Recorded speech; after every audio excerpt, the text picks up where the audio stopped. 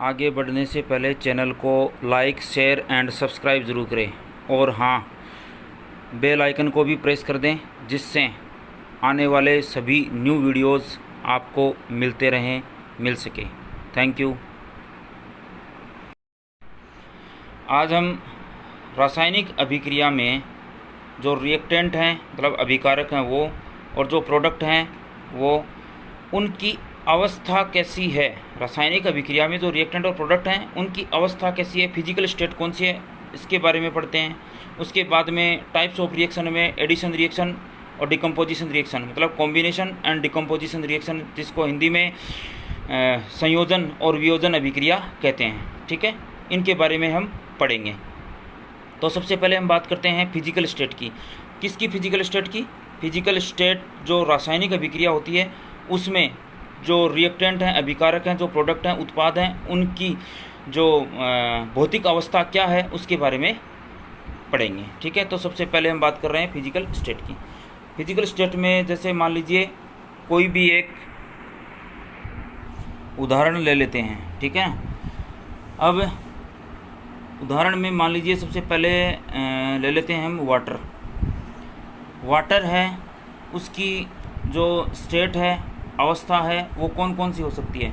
Solid, liquid and gas. Solid, liquid and gas है वो water की अवस्था, फिजिकल स्टेट हो सकती है। तो वाटर का फॉर्मूला क्या होता है? H2O, ये वाटर का फॉर्मूला है H2O। अब इसमें अभी तक ये क्लियर नहीं है कि ये कौन सी स्टेट में है, कौन सी अवस्था में है, मतलब इसकी फिजिकल स्टेट क्या है। ये लिक्विड भी हो सकता है, ये सॉलिड भी हो सकता है, और ये गैस भी हो सकता है।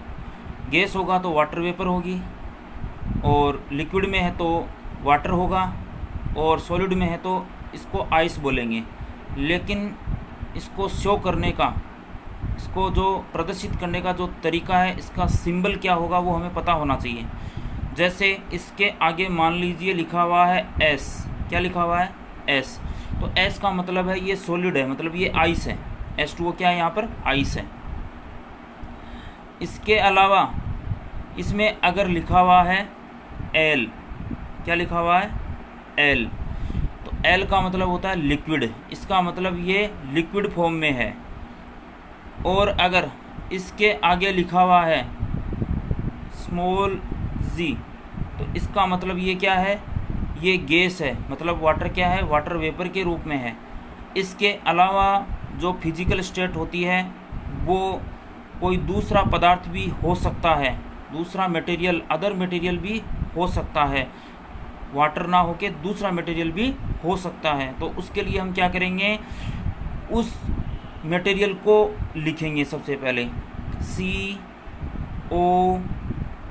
हमने उदाहरण ले लिया है, एग्जाम्पल ले लिया है दूसरे किसी मटेरियल का, वो है CO2, कार्बन डाइऑक्साइड गैस। ये है। अभी ये कार्बन डाइऑक्साइड गैस अगर पानी के अंदर घुली हुई है, मिली हुई है, तो इसको कैसे शो करेंगे? इसकी फिजिकल स्टेट कैसे शो करेंगे? तो इसके लिए सिंबल लिखेंगे AQ। क्या लिखेंगे? AQ। तो सबसे पहले तो लिखेंगे A स्मॉल लेटर में, फिर उसके बाद में लिखेंगे Q, AQ। तो AQ का मतलब होता है एक्वेटिक। एक्वेटिक का मतलब क्या होता है? पानी से संबंधित है ये। तो अब जो ये CO2 लिखी हुई है, कार्बन डाइऑक्साइड गैस लिखी हुई है, इसका मतलब है ये कार्बन डाइऑक्साइड गैस है, वो किस में मिली हुई है? वाटर के अंदर। AQ का मतलब क्या होता है यहाँ पर? H2O, वाटर के अंदर। कहने का मतलब ये कार्बन डाइऑक्साइड गैस किस में घुली हुई है? जल के अंदर घुली हुई है। इसके बाद में हम आगे बात करते हैं टाइप्स ऑफ रिएक्शन में। टाइप्स ऑफ रिएक्शन में बात करते हैं कॉम्बिनेशन रिएक्शन की। कॉम्बिनेशन रिएक्शन कौन सी होती है? जिसमें दो या दो से अधिक रिएक्टेंट मिलकर एक नया प्रोडक्ट बनाते हैं, उसको कॉम्बिनेशन रिएक्शन या संयोजन अभिक्रिया कहते हैं। कॉम्बिनेशन रिएक्शन या संयोजन अभिक्रिया कहते हैं। फॉर एग्जाम्पल, जैसे दो या दो से अधिक रिएक्टेंट हमें लिखने हैं पहले, तो मान लीजिए हम बात कर रहे हैं वाटर को ले लेते हैं, वाटर, हाइड्रोजन, तो सबसे पहले लिखेंगे हाइड्रोजन, उसके बाद में ऑक्सीजन। तो यहाँ पर 2 रिएक्टेंट हो गए अपने पास। कितने रिएक्टेंट हो गए? 2। अब इससे क्या बनेगा? H2O। ठीक है। अब 2 या 2 से अधिक रिएक्टेंट कौन सी साइड में होते हैं? एरो के लेफ्ट साइड में होते हैं, और जो प्रोडक्ट होते हैं वो एरो के हेड की तरफ राइट साइड में होते हैं। तो हम 2 या 2 से अधिक रिएक्टेंट की बात कर रहे हैं, मतलब लेफ्ट साइड में देखेंगे, इस साइड में देखेंगे। इसमें कितने रिएक्टेंट हैं? एक तो हाइड्रोजन है और एक ऑक्सीजन है, मतलब 2 रिएक्टेंट हैं। और इन दोनों के ऐड होने से, बीच में देखिए प्लस है यहाँ पर, इन दोनों के ऐड होने से क्या बन रहा है? प्रोडक्ट बन रहा है वाटर, जो कि कितना है? केवल एक। कितना बन रहा है? सिंगल प्रोडक्ट बन रहा है। और यहाँ पर कितने थे रिएक्टेंट के अंदर? 2। इसका मतलब ये कौन सी रिएक्शन हो गई? Combination reaction. कौन सी रिएक्शन हो गई? Combination reaction. अब हम बात करते हैं डिकम्पोजिशन रिएक्शन की। कॉम्बिनेशन रिएक्शन के जस्ट अपोजिट होती है डिकम्पोजिशन रिएक्शन, मतलब वियोजन अभिक्रिया, जिसमें कोई एक सिंगल रिएक्टेंट टूटकर 2 या 2 से अधिक प्रोडक्ट बनाता है। ये जस्ट अपोजिट है किसके? कॉम्बिनेशन रिएक्शन के जस्ट अपोजिट होती है। तो इसका एग्जाम्पल हम इसी तरीके से, जैसे इसी को अपोजिट कर लेते हैं, ठीक है ना। इसी को अपोजिट करेंगे, जैसे रिएक्टेंट, पहले रिएक्टेंट लिखते हैं तो H2O, फिर एरो बनाएंगे, एरो बनाकर इधर लिखेंगे H2O2। अब यहाँ पर रिएक्टेंट कितने होने चाहिए? सिंगल, मतलब लेफ़्ट साइड में देखेंगे एरो के, जो ये एरो बना हुआ है इसके लेफ़्ट साइड में, ठीक है ना। इसके इधर अपनी लेफ़्ट साइड के अंदर देखिए H2O, यहाँ पर कितना है? 1। एक ही है, एक ही प्रोडक्ट है। कितना है? 1। और इसके टूटने से बन रहे हैं 2 प्रोडक्ट। कितने बन रहे हैं? 2, मतलब 2 प्रोडक्ट्स है वो बन रहे हैं, हाइड्रोजन और ऑक्सीजन, 2 बन रहे हैं। तो यहाँ पर ये कौन सी रिएक्शन हो गई? Combination reaction. क्यों? क्योंकि यहाँ पर एक सिंगल रिएक्टेंट टूटकर 2 प्रोडक्ट बना रहा है, इसलिए इसको क्या बोलेंगे? इसलिए इसको बोलेंगे कॉम्बिनेशन रिएक्शन। अब हमेशा ऐसा नहीं होता है कि जो प्रोडक्ट में लिखा हुआ होता है वो रिएक्टेंट की तरफ लिख दो, रिएक्टेंट की तरफ लिखा हुआ प्रोडक्ट लिख दो, फिर अपोजिट करके उस रिएक्शन को लिखा जा सकता है। रिएक्शन के जो टाइप्स हैं उनमें हम पढ़ेंगे, फिर धीरे धीरे ये चीज़ें क्लियर हो जाएंगी। लेकिन अभी आपको ये ध्यान में रखना है कि अगर कोई एक सिंगल रिएक्टेंट टूटकर 2 या 2 से अधिक प्रोडक्ट बना रहा है तो इसका मतलब वो कौन सी रिएक्शन है? Decomposition reaction. और अगर 2 या 2 से अधिक रिएक्टेंट मिलकर कोई नया प्रोडक्ट बना रहे हैं तो उसको बोलते हैं कॉम्बिनेशन रिएक्शन, ठीक है। अब हम इससे आगे जो अभी हमने जो समझा है उस पे बेस्ड कुछ MCQs हैं, बहु विकल्पात्मक प्रश्न हैं, उनको सॉल्व करेंगे, ठीक है ना। What is the physical state of water in given equation? निम्नलिखित समीकरण में जल की अवस्था क्या है? जल की अवस्था के लिए हमने समझ लिया है कि जल की अवस्था के बारे में, मतलब जो वाटर है उसकी फिजिकल स्टेट कौन सी है, इसके लिए सिंबल क्या होगा, ये हमने समझ लिया है, ठीक है। और इसके लिए सिंबल है वो स्मॉल g होता है। अब हमें रिएक्टेंट के अंदर या फिर प्रोडक्ट के अंदर जहाँ कहीं भी वाटर है उसके लिए सिंबल देखना है कि सिंबल क्या है। उस सिंबल के अकॉर्डिंग ही हम बता पाएंगे कि जल की अवस्था क्या है, वाटर की फिजिकल स्टेट क्या है।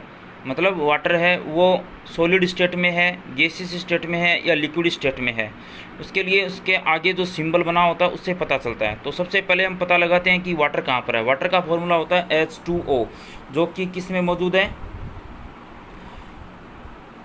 जो रिएक्टेंट के अंदर मौजूद है। देखिए यहाँ पर ये रिएक्टेंट है और यहाँ पर मौजूद है, और इसके आगे देखो स्मॉल g लिखा हुआ है, और इससे हमें पता चलता है कि जो वाटर है उसकी जो स्टेट है, फिजिकल स्टेट, वो कैसी है? गैसियस है।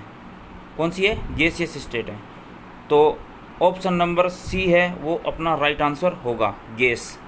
जो क्वेश्चन में पूछा है उसके अकॉर्डिंग जो आंसर होगा वो क्या होगा? गैस। इसके अलावा दूसरे किसी एलिमेंट के लिए, कंपाउंड के लिए आपसे पूछे कि वो कौन सी स्टेट में है, तो उसका सिंबल देख के हम पता लगा सकते हैं। जैसे यहाँ पर जो Fe है वो कौन सी स्टेट में? सॉलिड स्टेट में।